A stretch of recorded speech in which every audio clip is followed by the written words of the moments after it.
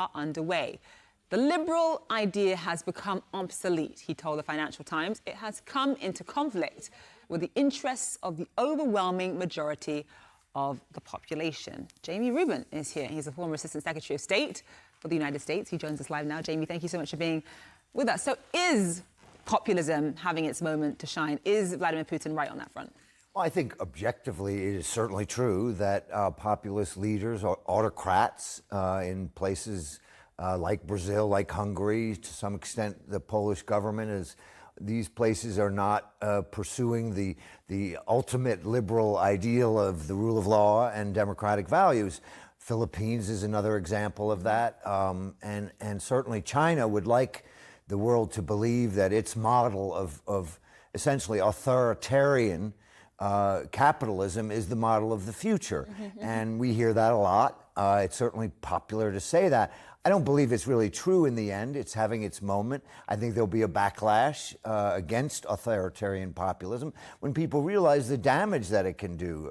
In China, for example, millions of people are living under an Orwellian nightmare where you have actual technology used to track people's movements.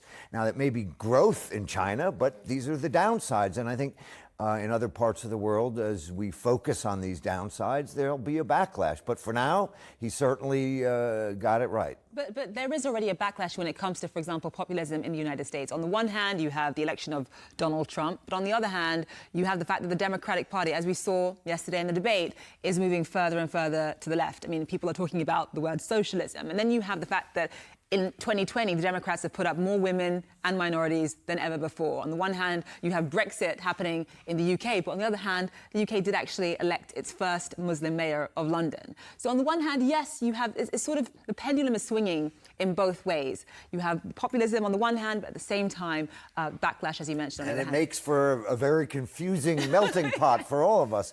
But I certainly agree that there has been a backlash in the United States.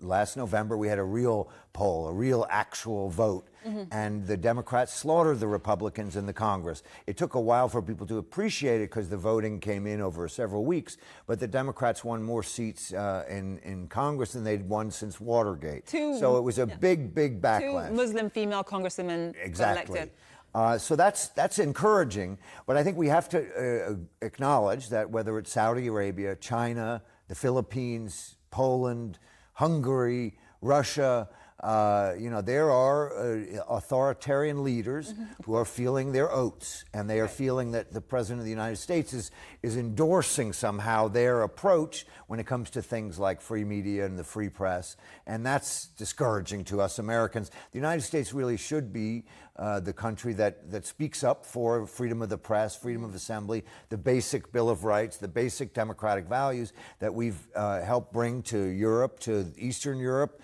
which all these countries now have the ability to vote for populism because they have the ability to vote. Before they were under communism and they couldn't vote at all. And who fills that void now that the United States has sort of vacated its role as sort of, I don't want to say world policeman, but, certainly world arbiter of democratic values. I would agree. Look, the United States has definitely stepped back. This has been going on for, unfortunately, many years. Since really the Iraq War, the United States public has been reluctant to see America play the same kind of leadership role that it played during the time that President Clinton was in office, for example.